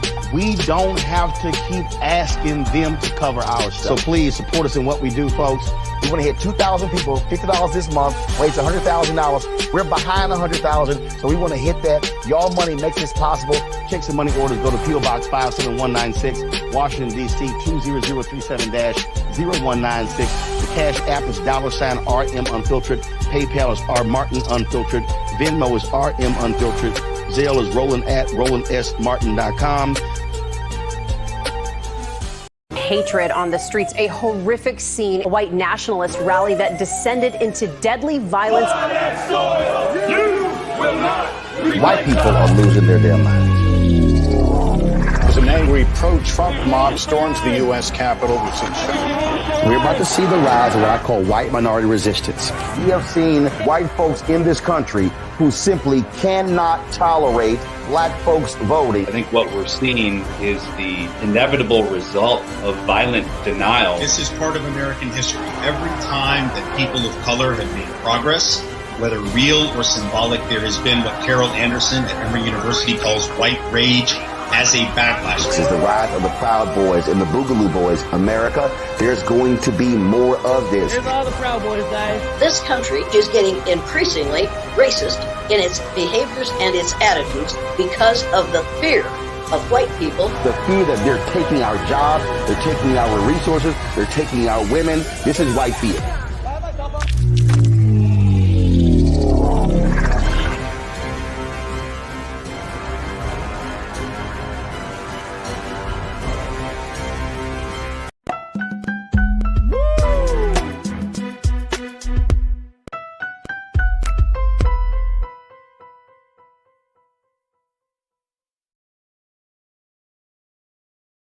All right, folks, welcome back to the show. Wanted to have a one-on-one conversation about a new alert system that's going to be instituted in my home state of Maryland. Now, if you live in Maryland or you're around in the DMV, which for those who may not know, DC, Maryland, and Virginia, you will probably see some benefit of this system. It is now where the state of Maryland is launching what they call the Emmett Till Alert, to inform Black leaders of racist, hate-driven incidents. Now, this has been reported. Now, according to the reports and according to the organization, the organization, let me make sure we have it here, the Caucus of African American Leaders. It's one of its leaders, Mr. Carl Snowden, has said that not all hate crimes, and let's throw this up there on the screen, Keen, a little bit about this system. Where he says not all hate crimes are investigated, not all hate crimes are reported for a variety of reasons. He said that what we are going to do is make sure every hate crime that we're made aware of goes out on this alert system. And this alert system comes as a result of being privately funded effort where there have been a number of disturbing and troubling incidents of race issues in the state of Maryland over the past few months. Now, this alert system, folks, is something I think is really one of a kind in the fact that it will come equipped with 3 alert levels, low, medium, and high. And the company, Alert Media, will determine whether to send notifications via text messages or emails. The high alert means that the greatest likelihood of violence or death. Now, according to Mr. Snowden, he said, quote, the idea here is to have an alert system that allows to allow 170 leaders and agencies, the entire community, to know what is happening. If they get an Emmett Till alert, Take a look, folks. It's very, very serious, and they should take the necessary steps to protect themselves and their family. So I thought this was very interesting, that I wanted to have just a one-on-one discussion with you. What do you think about this idea of an Emmett Till Alert system to talk to you about, or at least make you aware of racism or racist acts or issues, race issues, race acts that are occurring in the community? Drop your thoughts, post your comments on our YouTube page, and certainly on our Facebook page. I would love to hear what you have to say. And I thought about this because, you know, one of the big things that I'm seeing now in this country, and you know, Brother Roland has been on top of keeping us aware about, you know, a lot of racist issues. If you didn't read the story, I read the story and I've thought about including it in the show today, actually. But, you know, there was a story about a black boy who went to a Little League game.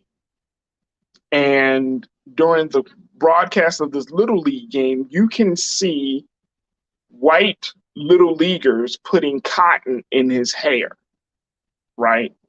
And he's not happy about it. This little black boy, this little brother's not happy about it. And so, of course, people have been, you know, the video went viral and everything. But there are so many different incidents of race.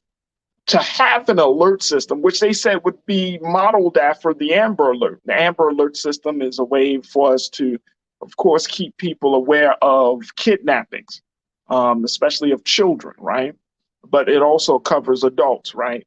But an alert system to keep us aware about race incidents, racial issues. I thought this was interesting, and I was kind of like, oh, okay, my home state, Maryland, is looking to be the state to institute with this. Do you think that this would be beneficial for us? I want you to post your comments. What do you think? Do you think it's going to be beneficial for us to have an alert system like this? I would love to hear what you got to say. And do you think this also would be great? You know, how do you feel about this idea of the alert system being named after Emmett Till?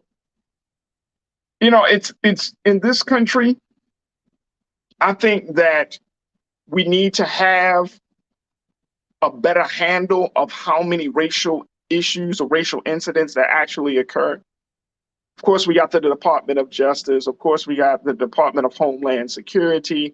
We got all of those agencies. But when you are able to know that somebody has posted some racist terms on a graffiti, you know, on a church wall, or somebody has hung a noose somewhere on a tree in some part of your neighborhood, would you want to know that? Would you want to know that? All right, let's go to you to hear what you got to say, my online culture crew. And if you're just joining us here, we're talking about how Maryland is going to be using the Emmett Till Alert system, where folks in the state of Maryland will be alerted and notified, state officials, clergy, and leaders of credible hate crimes and racist acts. What are your thoughts about this alert system? Let's go to the comments and share your thoughts. Sophia, you checking in, sis. You said that sounds well-intentioned. There it is. It does sound well-intentioned, right, Sophia? I mean, I think that in this day and time, we should be intentional about how we're going, you know, how we're doing things, especially when it comes to racial incidents. So I would definitely agree. Thank you, Sophia, for checking in. Janae, you said upon capturing all that data, they better start enforcing arrests, especially the KKK cops. I got you. Reminding us that racism exists yeah. You know, it makes me think back, Janae, and y'all remember when there was that big conversation about the George Floyd Act, the Justice for Policing Act, right? The act that never got passed. One of the elements is that the federal government needs to have a database of police-involved shootings of Black people, men and women, and need to keep some sort of database on hand, because at this point, we have publications like news agencies that keep a number, but there is no official database for this set. You know, the Department of Justice, there's no official database that you can go to, that anyone can go to figure out, you know, how many incidents of police misconduct that we have. That's in that space. But can you imagine if we had a database of how many racial incidents, like each state government would have to keep data on racial incidents for their state, you know, to that degree. And then to have an alert system added to that. It would, I think it would at least give people a proper context that racism is still alive and well in this country. Don't you? Share your thoughts, let me know. But Janae, thank you so much. You're absolutely right, which is part of the reason why personally, as one of the executive producers of the show, that we don't go too far into constantly hitting that, like letting people know racism is still alive, folks. I don't need to tell you that. You don't need to tune in all the time. Now, we could certainly talk about these things, but it gets, for me, making sure that we get out of just having this vicious cycle of just talking about it, saying how bad it is, and not really dealing with it. So racism still is alive, but it can be absolutely numbing. Mike V, my guy, you said, my question is, who is managing this? Is this DHS, Department of Homeland Security, FBI, state? What's the contingency for false alerting or alert fatigue? Ooh, I like those questions, Mike. False alerting, alert fatigue. Can you imagine you living in a space and, I mean, that would probably, check this out, if maybe if every state had this or used this type of alert system, and then your phone is constantly buzzing, you're like, damn, man, I'm moving to a neighborhood, moving to an area where this is all happening. Yeah, false alerting or alert fatigue is real. Very, very real. That's a great question. In terms of who is behind this, who is managing this, it doesn't say in the information that we got in the report, but I'm sure that the state is probably working with another partner, right? But who's keeping the data? That's the good question. Absolutely good question. PM26, you checked it, Mike. Good to hear from you. Thank you. And I saw your message, Mike, about Black Marxism. You said Farajii always be on his Marxism stuff. I got you, Mike. I definitely got you, brother. Just trying to think outside the box, but I appreciate you. PM26, you said just call it the KKK alert. The KKK alert. PM26, I like that. But I do like Emmett Till Alert, because that will force people to, if they don't know, to learn the history of our little brother, and force people to confront the issue. As Mother Till said, you know, she wanted her son to be shown so the whole world sees the ugly face of racism. Like that will force us to confront the racism. But I hear you. PM26, thank you for checking in. Taylor, you said Black folks still sending their kids to play with white folks alone. Yeah. I mean, you know, we're in this society right now for that.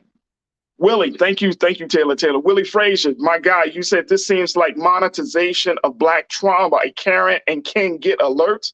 Would it be fast enough to give warning of a mass shooting? Sound suspect. Okay, it might be. Is it monetization of Black trauma? That's a big question, Willie. I think that's a really, really big question. When we share videos from Twitter to Facebook, Instagram, when we post videos of racism, racist acts, hate crimes, right? How do we reconcile that? Now, we don't get paid to share that, but when you send your network of people information about some racist act, right? Everybody's talking about what happened. I think, man, and the name escapes me. But when we see these videos, y'all know, when we see these videos, people are, you know, how do we describe that? Personally, and y'all know where I stand, don't send me no videos. I don't want to say them. It does something to you.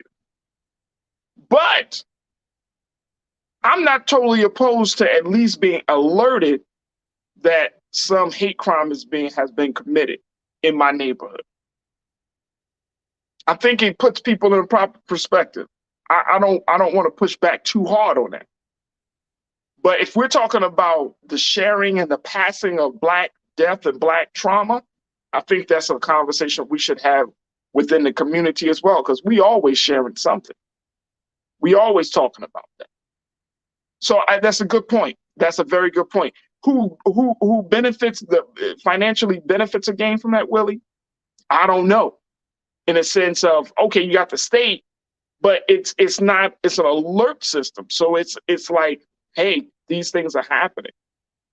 So we're walking a fine line here, folks. And I think, Willie, to your point, I think we're walking a fine line. Like, we want to know, like, I would want to know when certain things are happening around me.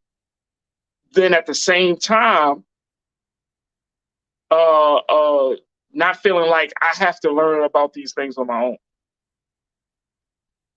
All right, so let's think about that one. Rashida, you checked in. Rashida, guess you said, yes, we need the alert system, and naming after Emmett Till will wake people up to listen and watch closely. I would agree. That's one of the things why I wanted to have this conversation with you, because the name itself and the idea really kind of struck me. And I was like, oh, this is fascinating. Got to let the culture crew, let them see what, got to talk about this. But I think this is absolutely fascinating. Jawan, Yvette, Rashida, always check. Rashida, I appreciate you. Thank you, sis. Jawan, always checking in. You said, I agree that keeping a record of these incidents is a good thing, but what actions will then happen to reduce the number of incidents? That's the most important piece to me. I think if we take a look at that, let me see because it goes to, to state officials, clergy, it goes to 170 state officials and clergy and community leaders.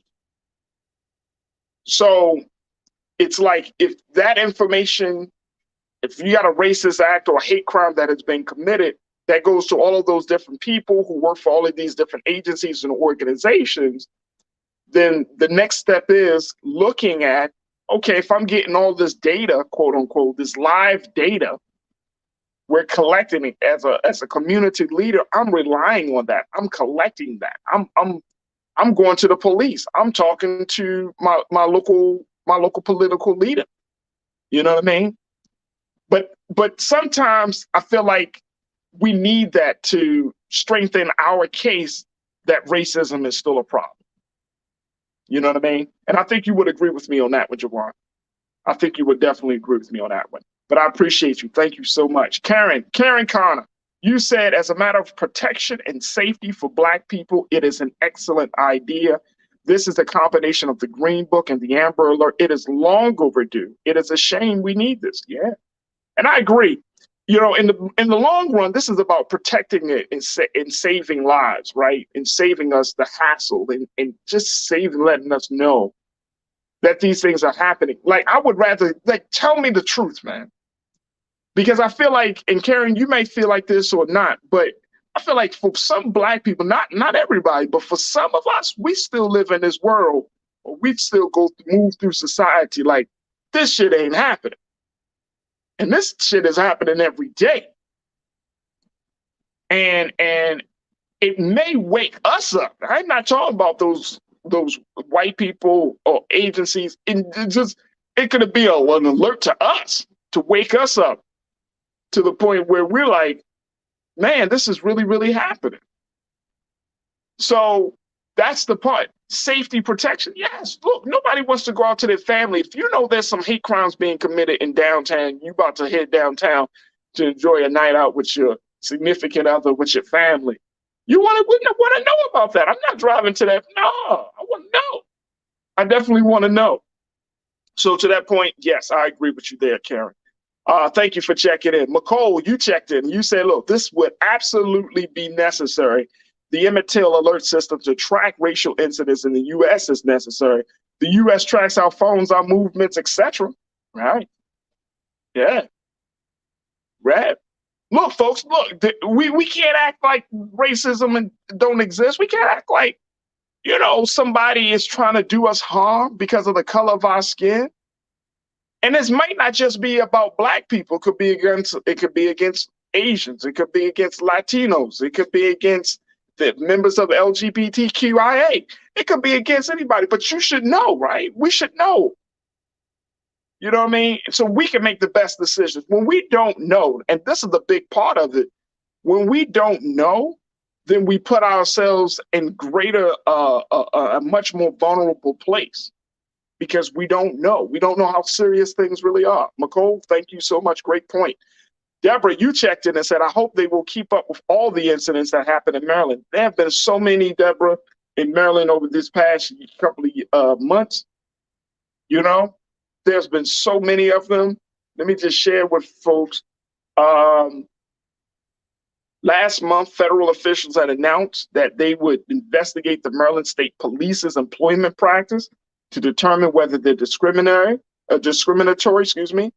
Earlier this month, Maryland residents say they found white power slogans on stickers in Columbia, which is in Howard County in Maryland, a very, very diverse county in Maryland, a diverse area in Howard County. Racist graffiti has been found on the church doors at Kingdom Celebration Center in Anne Arundel County, which is like Southern Maryland, where the caucus of African American leaders is based. So it's a lot happening, a lot. Good point. Thank you for checking in, Deborah. Robin Welch, you said, I think it's a great idea. Maybe the white people will finally get it that racism is real and still going on today. That's if they enroll to be alerted.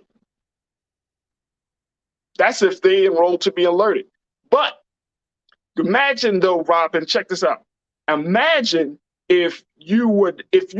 maybe this will be another way for us to have a conversation, say with our, whether it's white co-workers, white neighbors. Maybe have you heard about the Emmett Till Alert system? Oh, what you mean? It's an alert system that tell you about racist acts.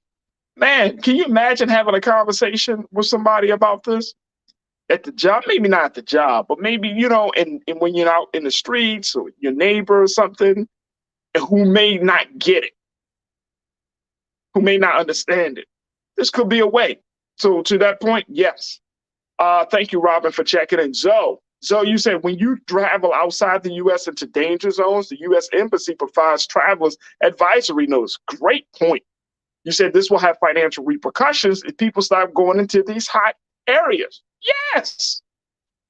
Nobody gonna want to visit your neighborhood.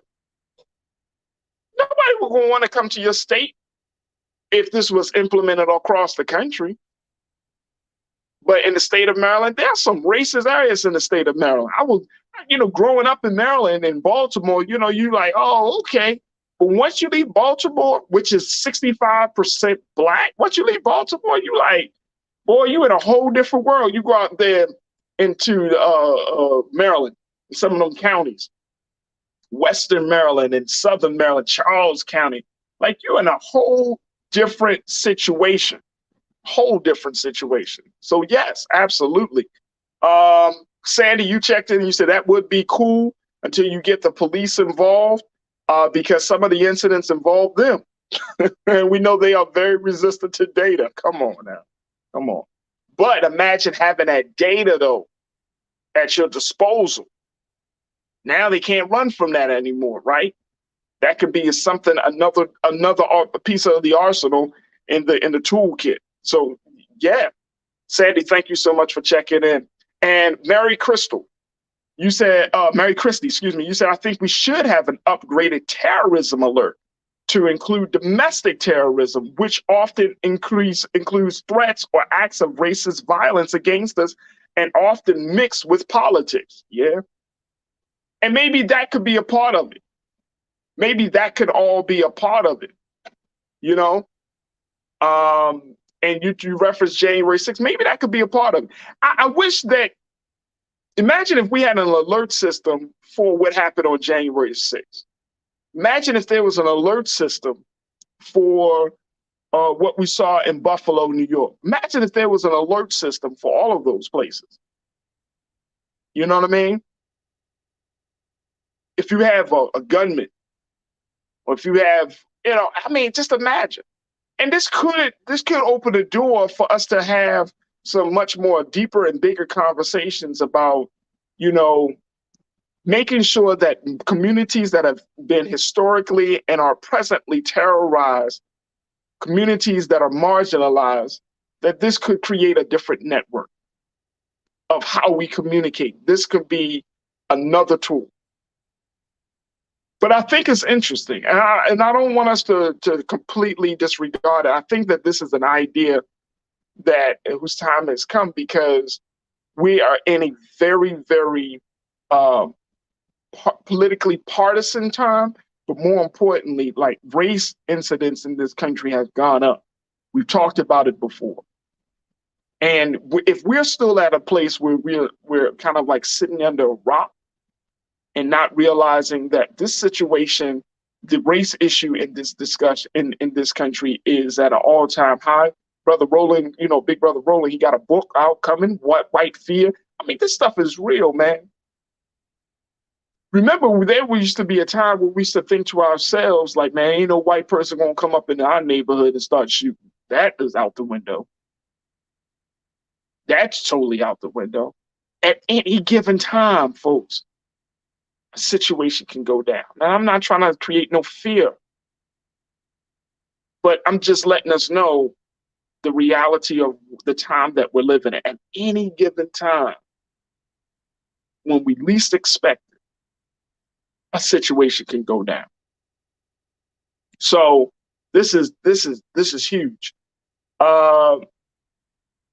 Straight facts for Farajii. You know, someone has posted said, I live in PG County, Maryland, and when I travel to other counties, it can be like traveling to a whole new state. Right.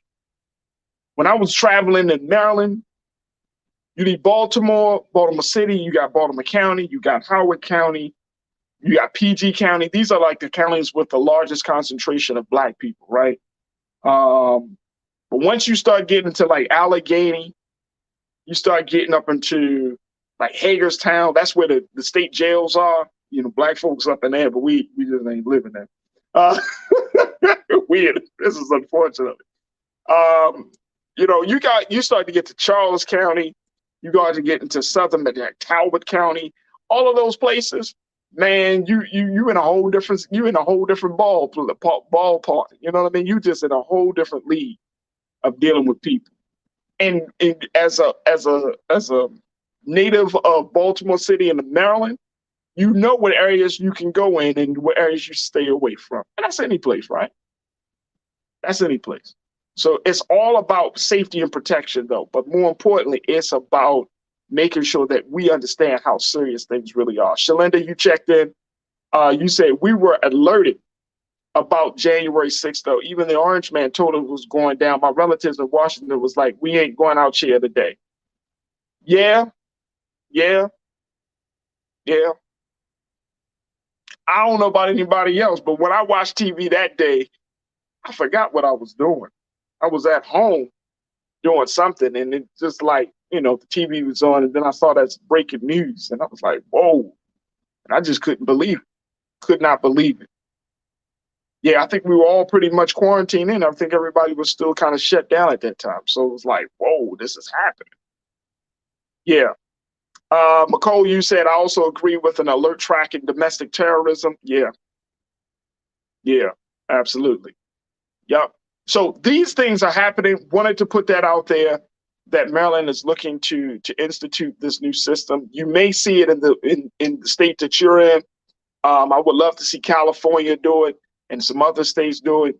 But it's a sign for me that the state of Maryland is not totally oblivious about racism And I'm happy to hear that. Whereas the other states, they still want to create this utopia and put out this perception that, hey, you come to us, it's all good. Let us just give us an opportunity to know the truth, folks. You know what I'm saying? Like, for me, keep it real with me so I can make the best decision to save the life of my family and myself. That's all I want to know. So as this situation evolves, if there's more to this system, I will certainly let you know. But I think it's a good idea. I definitely think it's a good idea for us in this day and time. All right, folks, that's going to do it for us. Thank y'all so much for being a part of the conversation, because guess what? No conversation is complete without you. I want to thank all of our very special guests that came on today. Man, oh man, had a great number of conversations. Make sure y'all tune into the Horn Report Wednesdays at 3 p.m. Eastern Standard Time with Dr. Gerald Horn. I want to thank Professor Rutledge. I want to thank Jamal Al-Safar and so many of all of you for sharing your thoughts and views about these discussions. Make sure y'all continue to support us here at Black Star Network. Go to blackstarnetwork.com. Support Black-owned media. Support having unfiltered, unadulterated, and unapologetically Black conversations. So do learn all that you can about the work that we're doing, the great shows that we have. You can find that at blackstarnetwork.com. All right, that's going to be it for me. Stay tuned. RMU, Roland Martin Unfiltered, is coming up next. As always, never be afraid to challenge what's wrong, stand for what's right while being yourself in the process. Folks, make sure y'all follow me at The Real Farajii on Instagram, at Farajii on Twitter, and Farajii Muhammad on Facebook. Would love to connect with each and every one of you, and continue to have these discussions offline and on those spaces. So make sure you follow me, The Real Farajii on Instagram, Farajii on Twitter, and Farajii Muhammad on Facebook. And I would love to make your acquaintance and be your friend. Yeah, I will follow back, folks. Definitely will follow back. Just don't post nothing crazy, but we will definitely follow you back. All right, that's going to do it for me. Big shout out to my team, Joe Shannon, Ariel King Keenan, and of course to all of our culture crew members who you will see, God willing, tomorrow as we have more conversations. And let's keep our eyes on this situation around student debt, student loan debt, and so many other issues. But I'm definitely keeping my eyes on that. I sent out a little tweet to the president like, no, this is not enough, Mr. President, sir. It's not enough. So we'll see. Maybe there will be some changes, and maybe we can keep our fingers crossed for that $50,000 debt cancellation. We'll see. All right, folks, thank y'all for tuning in to The Culture. Truly appreciate it. God willing, we'll talk tomorrow for another exciting edition of The Culture right here on the Black Star Network. Peace.